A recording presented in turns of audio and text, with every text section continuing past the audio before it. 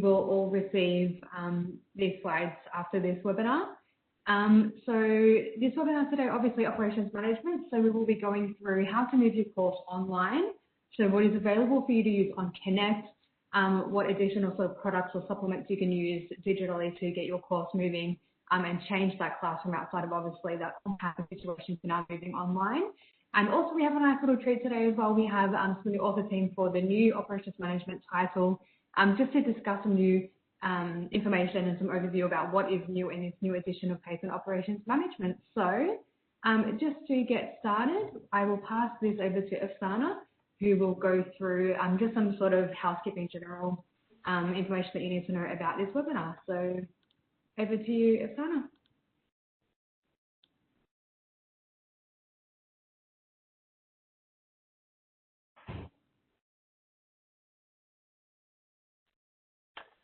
Thank you, Mel. Can you hear me? Just double check sound. Yeah, perfect. So as Mel mentioned, I will just go over a few things before we begin. So if you are having any connectivity issues with audio, we would recommend calling in using your phone. We just find that it's a lot clearer and it avoids having any network issues. Of course, if you're on your PC and it's working absolutely fine, that's okay as well. And any high throughput networking apps that you may be using could impact your bandwidth as well, so Netflix, YouTube, and other streaming platforms. The session is being recorded, so if you do miss any parts, we will be able to circulate that recording with you afterwards. And there will be Q&A opportunities at the end as well. And then just to cover off any questions that you may have. So unfortunately, we can't put your mics on today. However, we do have the Q&A and the chat box on the side, which you can use to ask any questions, have any comments. And myself and Mel and Isabel will be moderating those today, so do feel free to use those and engage with the speakers. Thank you, Mel. Back over to you. Perfect. Thank you, Afsana. So today, obviously our discussion today, we will be having Kevin, who will be running us through Connect. So how to build your course online, what that looks like, and what's available for you to actually use Connect. We'll also have Caroline, who will be running us through Practice Operations, which is an online simulation, which will show you everything that you need to know to actually get the students to understand what that's like being in operations management situation to actually build that whole ecosystem out. And then obviously we will be going through and hearing from the author team as well. So we've got Ben, Juliana and Alan who'll be giving us all this information about this new edition, which will be coming out later in the year. So just to let you know as well, at the end of this webinar today, we will have a Q&A session. So if you have any questions at all you want to ask during this webinar, please ask them in the question and answer section, bottom right-hand corner of your screen. You can ask some specifically, anyone that will be presenting today specifically a question. If you don't have anything specific to someone and it's quite general, just type it in. We will continue to try and hopefully get to that Q&A, but if we do not stress, we will answer you after anyway. So I will now continue to get started with the actual webinar. So I'm going to now pass it over to Kevin, and we will go on to Kevin's Connect and digital implementation. Thank you. Yeah, thanks very much, Mel, and hello, everyone. So yeah, I'm going to be taking you through kind of the very basics Connect, so getting you set up, setting up your course in it, and taking you through the question bank and what's available, and then I'll pass on to Caroline, that'll take you through the simulations. So the first thing I'm going to do is just share my screen. I'm not sure, Mel or Afsana, do you need to give me some rights just to do that? I'm not sure if I do, Kevin, but I've just passed it as presenter. Yeah, that's perfect. Yeah, I'm presenter now. That's absolutely perfect. So I'm just going to share my screen, and you're going to see my Connect screen, hopefully in 1 second. And here we are. So hopefully most of you have seen this. If not, that's completely okay. We can also, if you don't have a Connect login yet, do let us know and we can provide one for you after this call. So when you come into Connect, first I obviously have 2 operations management books set up here at the moment, but I'm just going to show you how you can set that up yourselves. So it's very simple. You just need to click this Add Course button up in the top right, and then just type in your author name. So I'm just going to type in patent here, or type in operations management, and we can see our book here. So we currently have the first edition of the book. On January 7th, you'll be able to see the new edition and be able to use that. So I'm just going to click operations management. So the first thing is just put in the course name here. So, I'm just going to call this Operations Management, and we'll just call this Autumn 2020. And then we'll just click this Create Course button here down in the bottom right. So for the moment, we can skip all this. This is the student registration information, and we'll go click here to section Home. So when you enter Connect the first time, you're going to have, this empty canvas. And what I'm taking you through today is the question bank. So basically how you can give the students resources here in Connect. So I'm clicking Add Assignment here and then Question Bank. So in the pattern book, we have, lots of stuff. And in the new edition, we're going to have even more resources than we previously had. So looking at the old edition here, I'm going to go to Chapter 9, Inventory Planning and Management. So everything in the new edition as well will be broken on a chapter by chapter basis. So I'm going to click on Chapter 9 here. And you can see here we have a kind of very comprehensive breakdown of different question types. So looking at these worked examples, when we click on this here, select, we can see these are kind of examples taking students through various kind of systems and kind of different areas or theories. So the reorder level system here, we can see that it's about taking through literally the reorder level system. What is ROL for the CDs? What is ROL for safety stock? And down here then we have an explanation that kind of explains this quite clearly to students. When we go back up here, I'm going to click select different question source or click list. So, this is how you navigate around it. And next thing is review questions. So review and discussion questions are, quite useful for if you're using tutorials, in-class discussions. And I know for the new edition of the book, they're going to be, we're going to have them converted to MCQs, so they're going to be auto-gradable as well. But looking at these are all related kind of to our chapter you're studying. So again, this is about write down the equation to determine the EOQ for a product.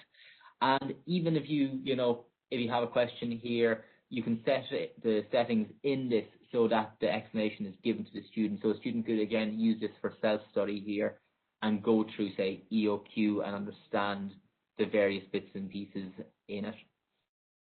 Going back to our list here and going to our question source, the discussion questions I said very like review questions. Then, as you see here, we have problems, so algorithmic and static, and these are very closely related to the end of the book problems. So I'm going to click algorithmic here. And basically what algorithmic means is the variables in a question will change on a student-by-student basis. So we're looking at problem 4 here. We can see here, I think the price here is $178 each, £40 an order. And if we click see another version, that's going to change the variables here within the question. So, different students will get different questions basically. So it's gone to $168 to £30. Again, this is very useful if students want to do self-study, so they could come in here and, you could set these questions at the start of the term or start of the week, and students come in here and use it for practice, for revision, and every time they'll be getting a slightly different version and making sure they understand the underlying concept. Alternatively, it would be quite useful if you're, using formative or summative quizzes where the students are all getting the same question, but they're all having different variables, which would stop, copying or cheating within the class. Again, if you're using the Safer Self-Study, we have very clear explanations here at the end for the students to go through and review. So the final piece here is the test bank. I'm just going to click select on that. We'll look at our list. And this is basically a lot of the multiple choice questions that are available. So there's multiple choice, true or false, and you can click through here to view the questions. So in the new edition, we're going to have some extra pieces, which is videos, analytical exercises, and more algorithmic questions. So we don't currently have these in the first edition of Pattern. So I'm just going to go to the Jacobs book where there's going to be some similar material, and the way it's accessed and the way you set it up is very similar to the Pattern book when we have the second edition. So again, I'm going in here, clicking on Add Assignment, and then clicking on Question Bank. And we're just going to go scroll down here to Chapter 14, because again, it's lean supply chain, kind of quite a meaty topic. So again, we can see the breakdown of questions, and in Pattern the second edition, like what we had there to guided examples and algorithmic questions, we have videos here. So I'm going to click select, and these videos are all kind of in around 1 to 5 minutes, so nice short bite-sized videos for students. So if I click set up time here, we can click on that and we can, the student can play the video. This one's about 3 minutes 30. And then following the video, you can set, short MCQ questions. And these MCQ questions are very, simple for the student, and the answer will be, within the video itself. So again, good reasons to reduce setup times for a factory, and the student will then answer them. So again, these are a really good way of providing resources to the students.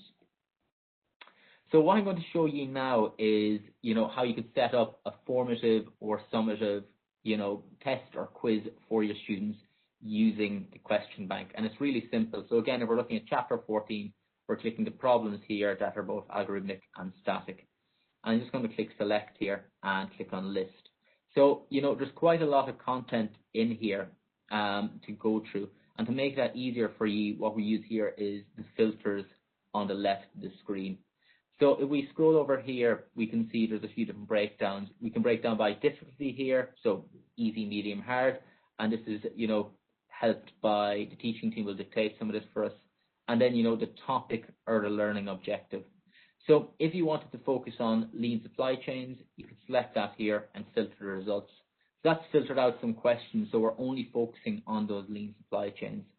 So then you might want to kind of make sure that your students are getting, more hard or difficult questions. So you could, just select the medium filter. And again, we can see that's reduced it down. So this will then help you select the questions you want. So you could click through the questions here by clicking on it and read through. So this is about the JIT system, and it's an MCQ around that. Again, this one's about the Kanban approach, and you can look through the questions. So as you're looking through, once you decide what questions you like, you can select along the side here which questions you do or do not want. One really powerful tool that you can use in here is what we call pooling. So I've selected 8 questions here. We know the difficulty is medium and the topic is all about lean supply chains. So what we'll do here is we'll click add check questions and we'll add to a pool. So what this pool is basically out of 8 questions, the student will get a random 2. And again, this could be quite useful for in-class testing, or with everything going online, the students can do it at home. And again, by using the combination of the pools, you can, stop students, copying from each other or communicating with each other, and it creates a randomization for students. So I'm just going to call this lean supply chain pool and click add to pool. So again, every student here would get random 2 questions out of this pool of 8. If you wanted to, add an easy question in there for the students, you can just filter the results here and the 3 easy options. And you could add them as individual questions or add to a pool. So I'm going to add these as individual questions.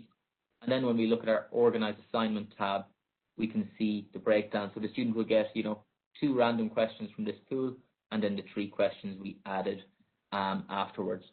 So once you're happy with all that, you can press continue. So the next page is setting policies, and I won't go too deeply into this today, but this is kind of setting the rules for the students. And depending on how you want to use Connect, the homework and practice are very kind of open-ended options where a student can try multiple times. They have access to resources. So like the explanations we were looking at a few minutes ago, it would give students access to those explanations once they've completed it. If you wanted to use it for formative or summative exams, you could use the quiz or exam option.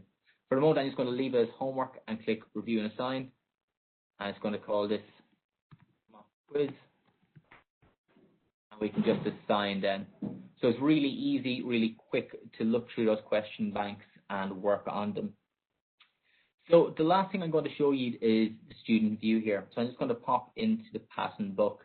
And as you're building out everything, you can use this to kind of see what the students will see. So yesterday I set up a quick one for chapter 9, and I'm just going to click on the student view here. So the student view is slightly different to the instructor view. It has this kind of layout here, and a student could come in here and click chapter 9. So what I put in here was the worked example for the reorder level system. So it'd be simple as the student clicking on this once you set it for them and clicking on begin. And what I've said here is kind of very kind of open-ended policies or rules for the student where, they can see the answer after they've attempted it. So I'm just going to put in 2 random numbers here and click check my work.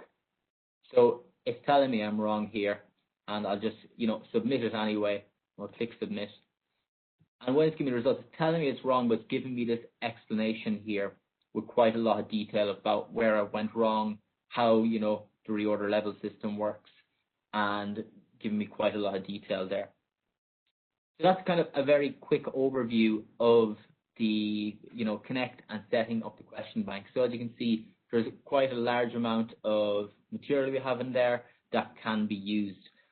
If you're, moving online or you want to find out more about it, I'm quite happy to have one-to-one calls with any instructors that are here or any instructors might want to adopt it, helping you move online, doing one-to-one sessions, setting up those question banks and taking you through the online simulations, which Caroline will show you in a few minutes. I think that's everything from me from the moment. As I said, the marketing team will make my details available to you. So if you want to get in contact, do feel free. Great. Thank you so much for that, Kevin. So Kevin's details are at the very end of this presentation. So, and again, everybody will receive these slides, so you can just note those down and contact Kevin if you need any help with your implementation of Connect in your classroom. So that was a really nice sort of introduction to how to build your courses. Obviously, keep in mind that there are a lot of metrics and reporting and analytics that you can grab from these as well. So there is a really nice opportunity to have a look how your class is going as a whole, identify students that may be at risk, so you can really start to gain some understanding of the levels of your class as well. So thank you for that introduction, Kevin. Now we are going to move over to Caroline, who will be showing us a simulation for practice operations. So hopefully, Caroline, you should be good to go. Otherwise, Kevin, you may need to pass over presenter. Caroline, just let us know if you have access. Just welcome everyone. Just checking where I can. I shouldn't. I'm not seeing it. Oh, yeah, I'm getting it. Sorry. Yeah, that's good. Right. So, welcome. I'm going to take you through some ideas for thinking about using games and simulation within the operations management learning, and then I'm going to go live to the McGraw Hill practice area so that we can have a look at their simulation games in real life. So in general, we're thinking about hopefully having some fun and games in higher education. I'm going to take you through some ideas for learning by doing, and then progression and achievement online, and some student perceptions. And I've got a list of reading for you that's quite some pertinent reading that I particularly think you'd find of interest. And then, as I say, we'll have a look at the platform and a live demo, and we can see how the dashboard looks. And then for the end, if you've got any questions, please just put them in the chat box. I'm going to try and move as swiftly as possible because I really think I'd like to give the authors today plenty of time to talk about the contents within their book. But I would definitely look at the Witten and Langham perspective, because she talks about how teachers are taking part, and I'll show you how I actually would have been playing the game as well and getting my own score, and hopefully showing lecturers enthusiasm towards the subject that's being taught, and that simulated space where students can be practicing their operations management is a safe one, where they can, a lot of it's protected by the fact that there's quite a lot of guidance, but actually they're not exposed to the real world, so they can make decisions and make mistakes and reflect on those. And also it enables shared experience of learning within the process of the seminar, where the sessions are used to support each other in understanding what their experience is within their production sites, and hopefully therefore that brings a lower stress environment for the students. We're thinking then about learning by doing and this proactivity that we have, and being able to understand the critical realities of being a manager in practice in almost like a real life space. Keyes and Wolf did some really good kind of thinking about the original history of where simulation came from, and how these types of games evolved in the 1950s and the practice that they were using within business schools. But now, of course, we've moved to digital online games, and gaming is very popular generally within society. Hopefully, many of the students may have experience of it, but not all of them do. But it does give them, with the way that MH Practice works, the opportunity to keep trying and keep making an effort towards improving their score, which is how they see their outcome, and hopefully being able to do better in both in their theory assessments and then their practice in the real world when they get there. So bear with me. Yeah, so basically thinking about how that affects their progression, it's really interesting because within the MH practice space, I'll show you, you actually have your own embedded teacher called Amanda. So, you know, this artificially intelligent being is taking you through and guiding you and doesn't let you go until you've shown that you know what's being taught. So the use of artificial reality is quite prominent now in learning and experiencing things in the real world, but also the scoring within MH practice is really good because it helps the student be able to see how well they've done, but you can use scoring and compare them against their peers, which hopefully encourages their participation and engagement even further. I'd like to talk to you a little bit about what students are saying about their experience and how it's affecting their learning and the experience of them being in a lecture and how they're thinking about understanding. And here I like this one at the top. In order to understand the theory, the game helped me to practice and get the practical real life experience. And in the next one, I like the practical examples because they made the theories more understandable. I like the simulation game and assessment one. So Ben will talk to you a little bit about using the content of the game towards assessment, which is really, you know, a critical component of what we were doing when I was working at Westminster. And these were student evaluations of the module directly. And this final one liked how this module engaged me in practically managing operations in a business through a virtual game, which improved my management skills. And so these students weren't driven to say these things. This was kind of open comments that they could give about their experience through using the game or their experience actually of the learning on that particular module. And most of them mentioned in their feedback their experience with the game, and they could openly do so.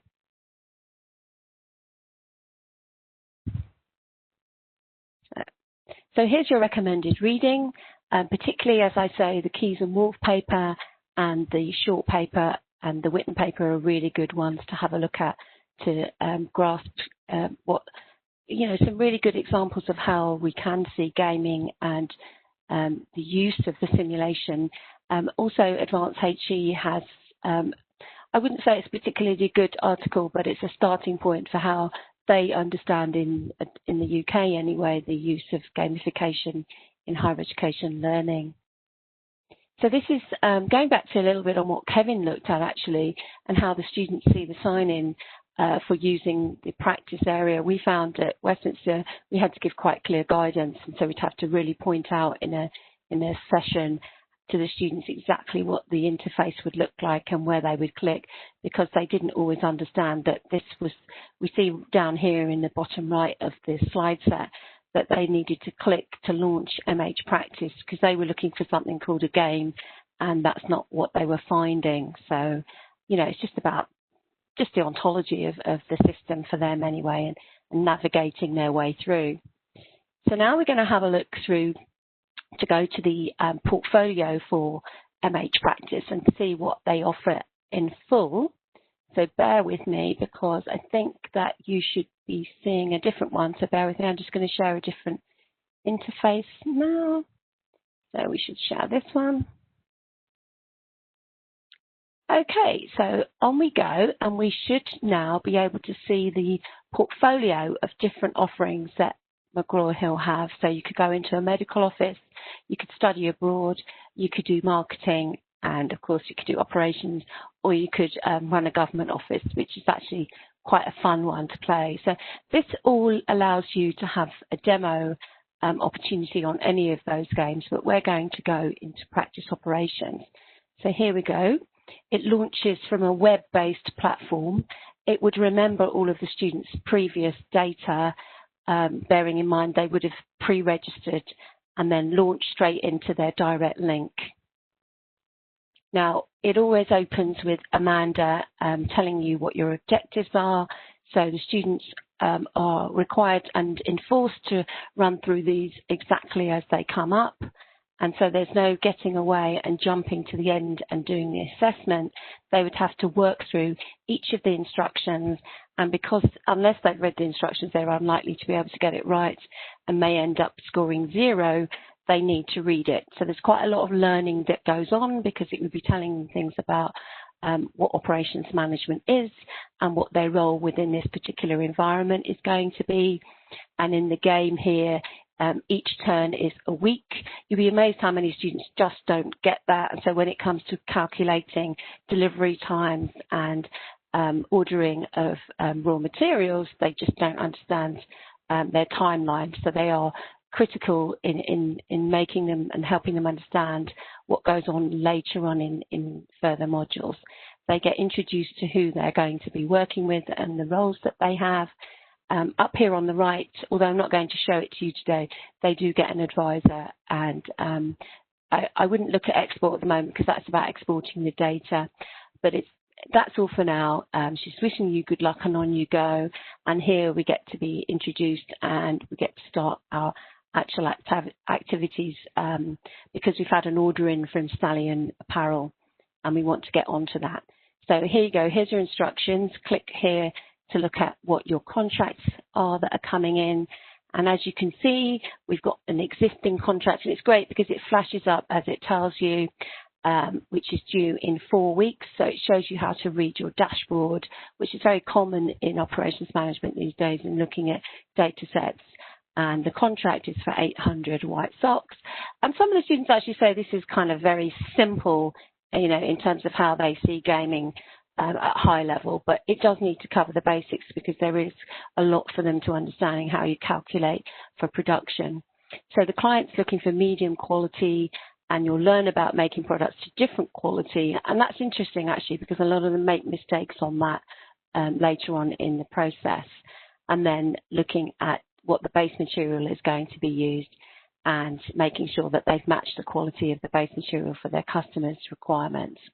They do actually get scored on whether or not they've met the obligations of quality and how their customers judge them to be in terms of quality standards, and that gives them a rating overall as well. So we're looking at continuing, so they're talking about the processes that you have to go through, the cutting, sewing and packing, and then thinking about the contracts panel. And you don't have any finished socks yet, so let's get to work on doing them. Okay, and I'm going to leave it here, but I just want you to see that to set up the production run, we can go over to the manager's desk, and when we do so, we get the experience that we're actually with that person, and this is how the interaction is with the whole of the game as we go through it. It's okay, it's not completely movable virtual, but it is good in the way that it makes you be able to move around the factory, and there's also factory sounds. I don't know if it's on right now, but you can turn the sound on and the sound off within the factory environment as you use it. So yeah, I'm going to leave it there on that one. So bear with me, I'll stop that. Go back into the slide set for, stop that one, and here we go. And now go back into the slide set. Perfect. Okay. And so I think I've covered everything for you. Questions, hopefully at the end. I was going to show you the dashboard, bear with me. Do I still have screen share there? Yeah, Caroline, you've still got time. You also still have you're still the host, you still have capabilities, and you've still got a bit more time, so you're welcome to continue to have a bit more to go through. Okay, bear with me then. Let's get back to where we were. Okay, so share. Stop that one. Right, I'm going to try and share. I was going to show you the dashboard, bear with me, because I can get that through here. That's it, yeah. I have to go through this way. So this should now take me straight to the dashboard, but I'm going to have to stop this one and start the new one. So when you sign in, so you would, bear with me for a second, let me just put that one. Back to web. Okay. So you can see where you would be able to sign in onto the actual data set that you have. You would usually be signing in from your learner management system, but you can sign in directly from MH Practice as well. There is the function to come in by this route, and then you would be able to see, this is a student view, but you would be able to see all the assignments that have been set in each one of modules and when they've been set with dates and what students were registered on them. You would actually, as well as seeing this data, you would see the student list, and you would be able to see when all students had registered to begin their game and what scores they have. As Melanie has mentioned already, there's a lot of information that comes through, and then you can see what the scores are. So as a student, you'd be able to see your own data set, and you can then see that you can export it, and it comes down in a if you need to, in an Excel spreadsheet. Okay, so I'm going to stop sharing mine now, so that it should finish. Yeah. And we should be back to whoever's, is that Melanie is the host now? Not just yet. I think you might need to right click on my name, or maybe it's Afsana. So you're still, Caroline, you're still host. Now it's Afsana. Awesome. Okay. Great. Thank you so much for that, Caroline. That was super interesting. I know that practice operations has been a really vital key player in a lot of getting the students online, getting into that experience, and it's been quite a game changer. Obviously, gamification is massive, and just that engagement piece is very important for students to learn. So thank you for running us through that. Again, for everyone that is on this webinar today, Caroline's contact details will be at the end of the session, so please reach out if you have any questions, anything to help you, run you through to get us online with practice operations. So what I'm going to do now is pass over to the author team. So they will be giving you some more information about the brand new edition, the second edition of Operations Management. They'll be running you through different aspects, what's been included in this new edition, how it is in the classroom, how this has actually been used in the classroom, and anything else that they wanted to highlight. So I'll pass this now over to you guys. Please feel free to have that open discussion. Hi, can people hear me? Yep. Hi, I'm Ben Clegg. I'm a Professor of Operations Management at Aston Business School, and I'm one of the authors of the McGraw Hill Operations Management book. I find it absolutely fascinating what Caroline has just been talking about there. I've used this book for dozens and dozens of classes over the last few years, and I've taught to thousands of students here in the UK and in France and elsewhere. And I've always used the game. I love the game. I know how much students love the game. So over the recent years, we've listened to student feedback, and we've also listened to colleagues who've used the book, and people have used the software and the online systems, and we've taken all this into account in the new edition of the book. So we've tried to make the book as usable as possible, particularly in an online context now where people like to pick and mix different aspects of the book. So we've hopefully kept the best bits of the book, and this is to keep it in useful parts. We have 4 parts of the book: directing operations management, designing operations management, managing operations, and then improving. And obviously this is a cycle that goes round and round and round. Each of the chapters in the parts are kind of pick and mix, so you can use the chapters separately or put them together in an order that you wish. Also, you can use the book in a slightly different way if you choose to. We have 3 themes that are introduced in the beginning of the book, and these are globalization, business integration and use of information technology, and corporate social responsibility. So these are introduced in the beginning of the book. They're highlighted by little icons throughout the book, and they're tied together in a kind of future challenge chapter in chapter 14.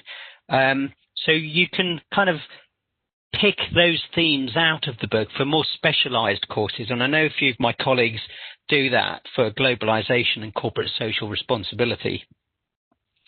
So we've tried to kind of balance the trade-offs that are in writing any book. So we've got a comprehensive coverage of operations management, a deep dive into particularly specialized areas. We've kept traditional theory. We've married it up with new cutting-edge ideas and models on Internet of Things and big data and things like that. We've also got a blend of service operations and manufacturing operations and quantitative versus qualitative aspects of the book. The biggest things that we've changed in this book are the flow of section 2. So it runs more naturally about product design, then process design, then supply chain design. And we've also changed the beginning of the book a little bit. The feedback that we had was that it was kind of a little bit separated from talking about corporate strategy and operations management, and we've brought them together a little bit more closely and a little bit more streamlined into operations strategy. And the other main thing that we've changed is one of the chapters on performance management and performance measurement. So we've made it much more useful and applicable to operations management, and we've changed half of this chapter into managing people. So if you've actually managed an operation yourself, you'll know that much of it is about managing people. And without really getting into HR and organizational behavior, we've picked the most relevant bits of people management and included it in this chapter. And it links very much to the operations practice operations game that Caroline has talked about, where one of the parts of that game is all about getting the right type of people, the right number of people in the right place at the right time to do the right amount of work, which is links up nicely. Just final point, linking to the game, is the way I use the book is I do lectures and tutorials, as one might normally do, and I link what I'm talking about to the game, and I let the game run throughout a teaching term, throughout a teaching period, and this can be for short courses, let's say 1 or 2 week kind of company courses, or over a 10-week teaching term. And you can set the game up to run in the background, and you let students get on with the game in their own time, at their own pace. But you say, well, this lecture is particularly relevant to this part of the game, and you should be bringing in this theory to help you do well in the game. And I use the scores that the students get in the game as part of their mark, and I also get them to write a reflective report on why they think they did well or why they struggled. So it's not, to make students feel alienated if they're doing poorly in the game, but they can still do well if they know what they're doing wrong, but they just can't make it work in the game. So there's all sorts of clever things that you can do with the game and with the online resources that we've heard about already. At that point, I will hand over to my colleagues, because I could just talk forever on this. So I'm going to hand over to one of my colleagues. Okay, maybe I could share a little bit about my view and what I think of the book. And my side, I'm Juliana Schwan. I'm professor of operations management and supply chain management at Copenhagen Business School in Denmark. And I have the pleasure to work with my colleagues over the many years in this book. So the first edition, we did a lot of things because McGraw Hill wanted us to come up with a book that's user-friendly, that is not really heavily loaded in math and so on and so forth. So we did that. And they also wanted us to do something that was very special back then already, that differentiated our book from the competitor's book.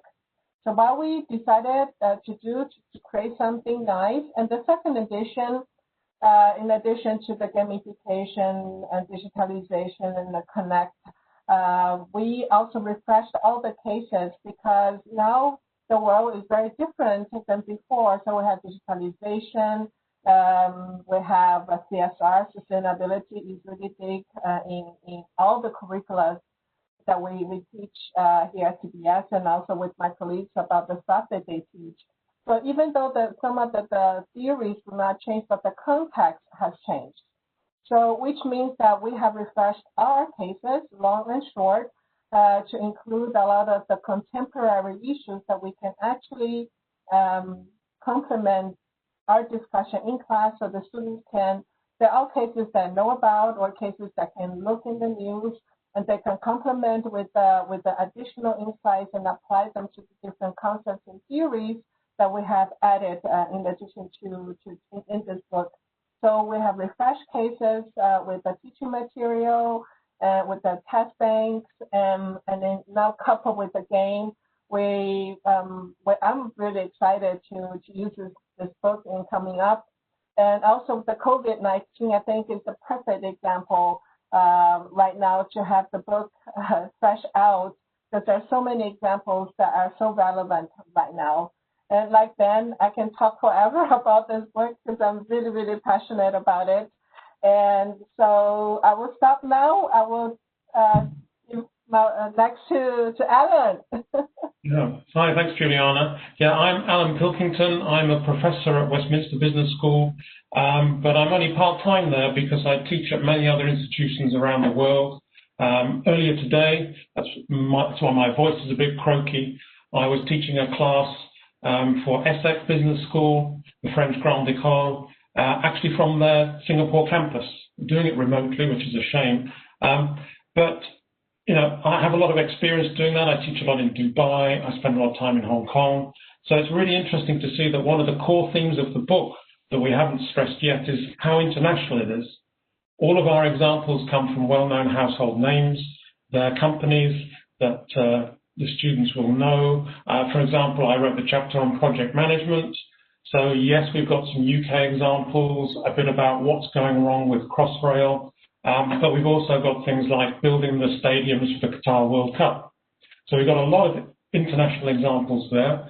Lots of short ones. If you know the book, you'll know that we have a huge number of sort of 3/4 of a page type cases that I myself use a lot in my classes. I use them as short snippets to try and disrupt sort of what can be lengthy classes that I get to teach in certain places. We also have some new longer cases that can be used for an entire sort of hour session on their own. So we've added an awful lot of extra materials. We had a lot of materials before, we've refreshed those, and we've added lots of new ones. I think Kevin did a very good job showing you the Connect stuff that we have and how all of that integrates with the book. So if you want to set up some kind of formative or summative assessment, that can all be done automatically and graded. We have also these algorithmic questions that will regenerate themselves, so the students have plenty of opportunity to practice, as well as sitting exams or tests themselves with different questions each time. In addition to that, we've got so much stuff. One of the ones I'm particularly pleased with is specimen exam questions. Not because I think you're ever likely to use the exam questions, but they come with outline answers. And I know when I have to write exam papers, writing the questions is the easy bit. It's actually coming up with an answer that we can send off to ever more demanding externals who want to know how we're going to mark things. So we've got all of that material is there. Our slides have been completely updated. We've got a fresh new look, and you'll see that when the materials come out. Lots of video clips. In the first edition, we had 4 sort of 10-minute long videos that were really, really professionally made and really interesting topics. They're mostly still current, but we've added in a whole bank of new videos to help us with add to the materials that you can use.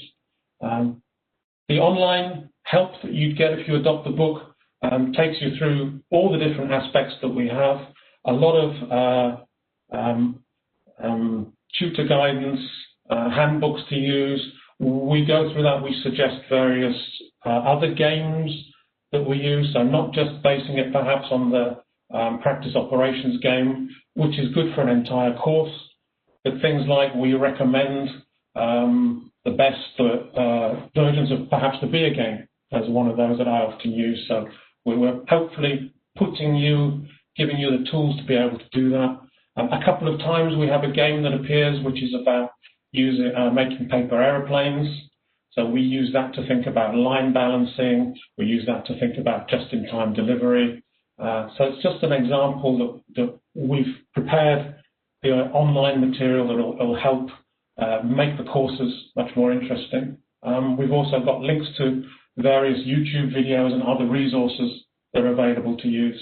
So there's an awful lot of extra materials there, not just that wonderful stuff that Kevin showed, where you can generate, self-generate, regenerate, whatever kind of formative or summative assessment you want. I think I'll stop as well because I could go on forever. I can see it's 10:02, so I'll hand back to Mel. I think you're in charge. Yep, hopefully. Thanks so much for that. Thank you so much, Juliana, Ben, and Alan, for that information on the new title. It sounds like there's some really good stuff in there, really taking into consideration the landscape, how this has changed, and what really needs to be addressed. So it looks like it's going to be a really good addition. I'm excited to have a look at it. So just going to address some of these questions that have come through to us based on a lot of the conversations that you guys have had about what's coming up in this new edition and how to use, obviously, the book in the classroom as well.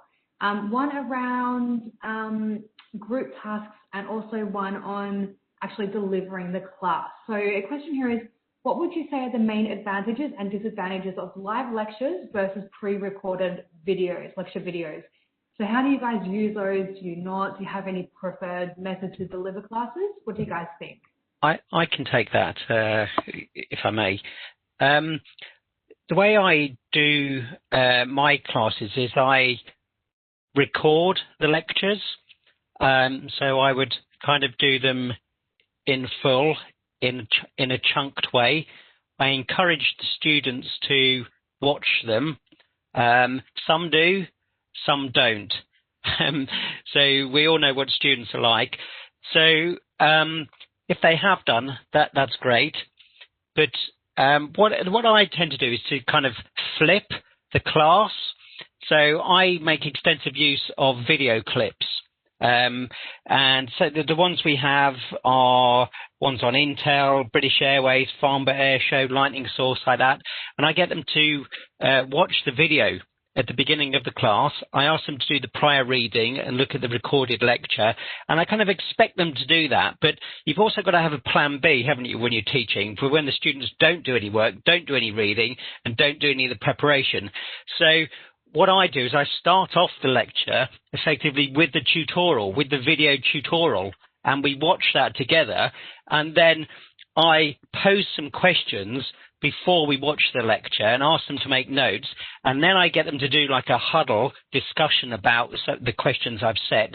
Then I get them to report back to me what they think about particular issues that they should have read about and are in the video. Then we discuss that as much as possible. This can last, depending on the quality of the students, between 10 minutes, half an hour, or an hour or more. And then I default to the lecture and then go through the lecture, and I kind of go, crikey, we've covered this already. We've learned about this already, and you don't even know about it. You've learned all of this stuff. That's amazing.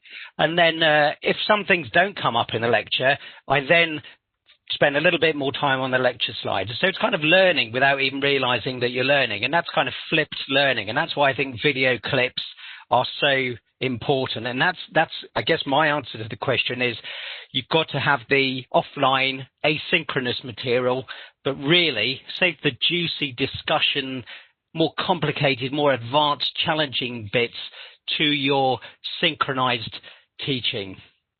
That's how I do it.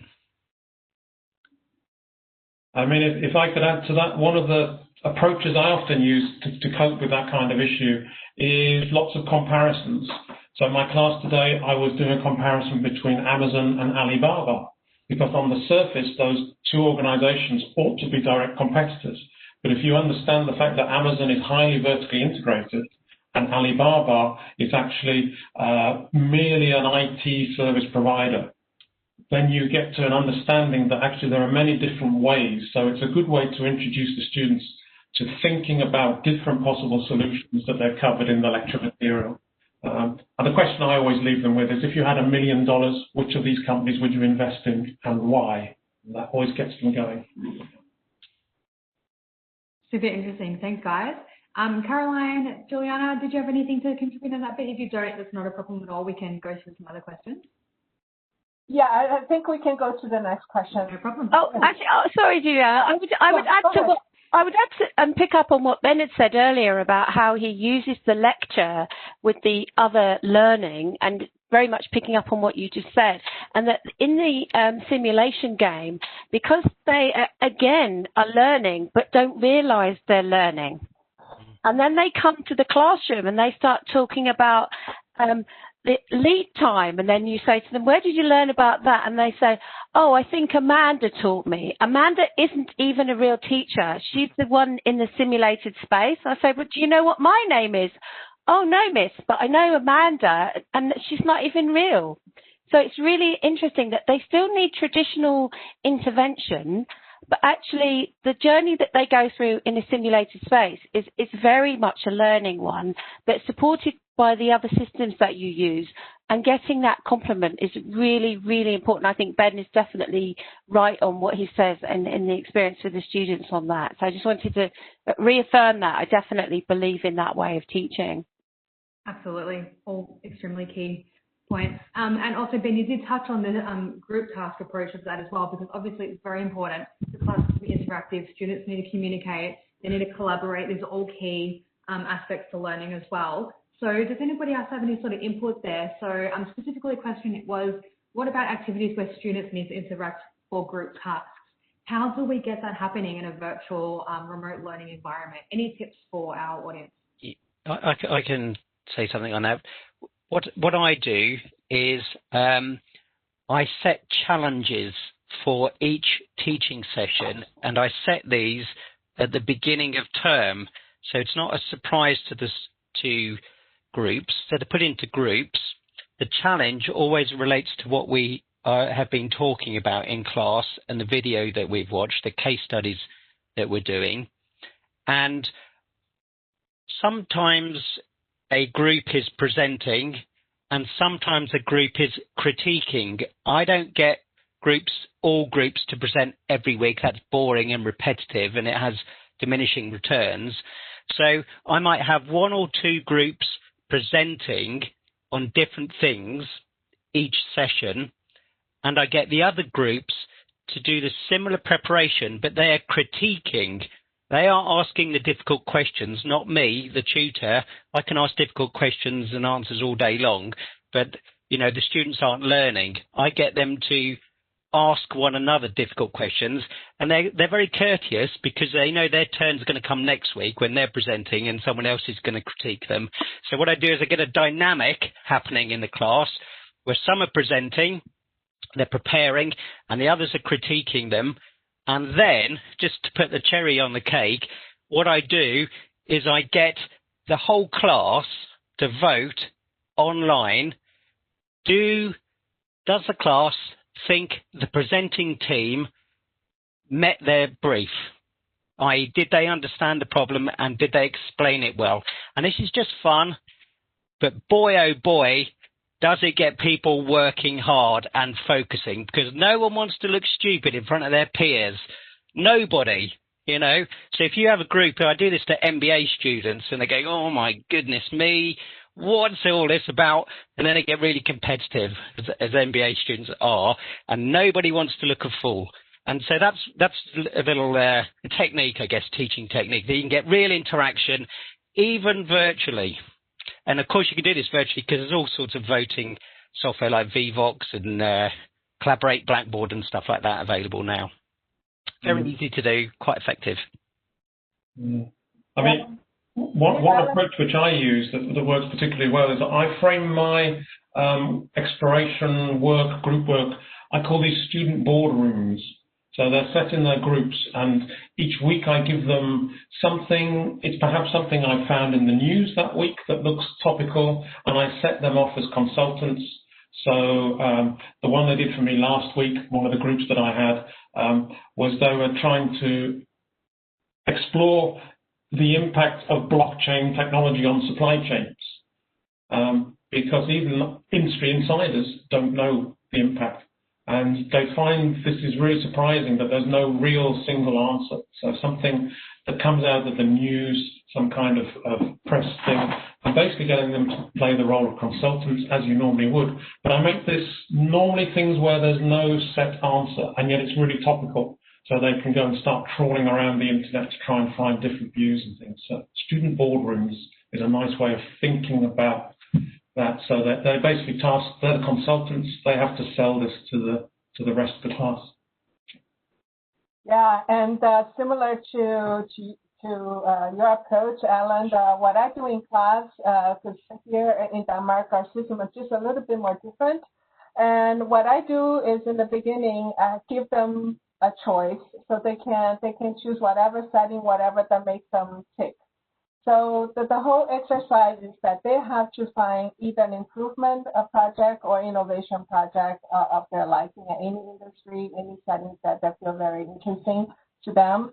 And then they have to find the solution and to convince and give the pitch, pretending they are working for the company. So they have to convince of the CEO and COOs, in this case, that their solution is the right one. So in doing that, they have to apply all the different theories and the concepts and tools that we have in the book to convince. So if they have to calculate something, they have to go and calculate and show the results and tell us why this is important. So they have to defend their solution to the top management. So this is also one way to do it virtually. So in the class number 1, they're given this task. So every single lecture online that we give, they have to add to that. And then we have workshops in between. So they present their solutions or their interim solutions to me, for instance, pretending we're the CEO or COO. And they go through the whole entire class of the course, culminating at the final exam. So the final exam, they actually have to present this to a CEO and COO. So this is how in my classes I do that to enhance, to get them going with online courses. Can I add to that something that we used to do for undergraduate students in the second year was they would be asked to think of a new product that they'd bring to the market for a particular organisation. So they might be asked to look at Centre Parks, for example, and say, what new kind of offering would you be able to add to what they already do? So we had to do it from an operational and a marketing perspective. So that was quite good because it's one of the very few joined up subjects that was happening at the time. But what we did was we decided that we would set the task for the students on week 2. And then in week 4, the students would be asked to come together with their tutor in a formal meeting where their tutor acted as a business advisor, and they would go to the advisor and tell the advisor what they'd structured so far.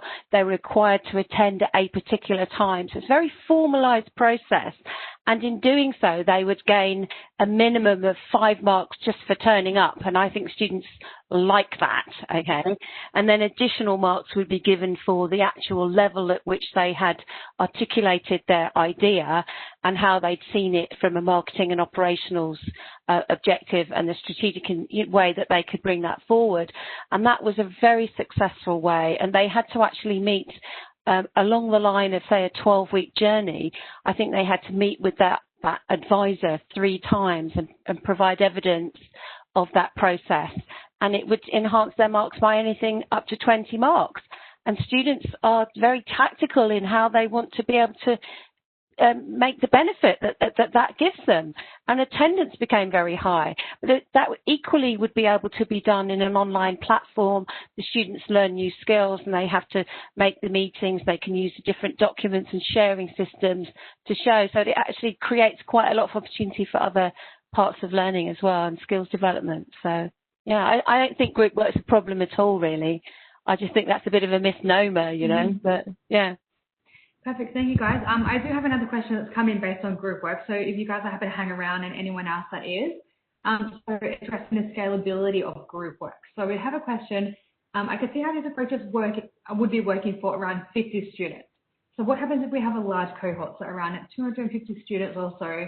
this would be difficult for everyone to present. How do you approach that when there's so many students?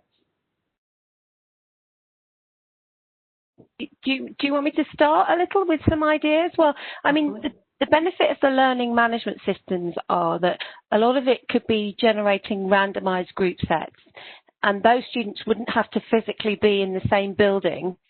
And so depending on their access to technical capability, that would be a compromising situation, or the way they might not be able to have access to doing particular things at particular times.